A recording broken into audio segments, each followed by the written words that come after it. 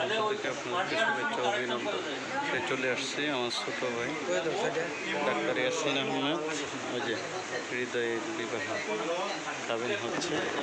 এই যে হলো ছোটো মামু, হলো জোনাকি হাজব্যান্ড সেলিম, ওই যে জোনাকি মামা কালু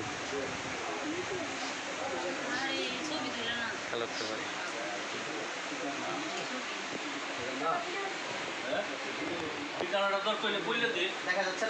ঠিকানা বাগরাইট বাগরাইট সাদাবুল্লাহ সাহেব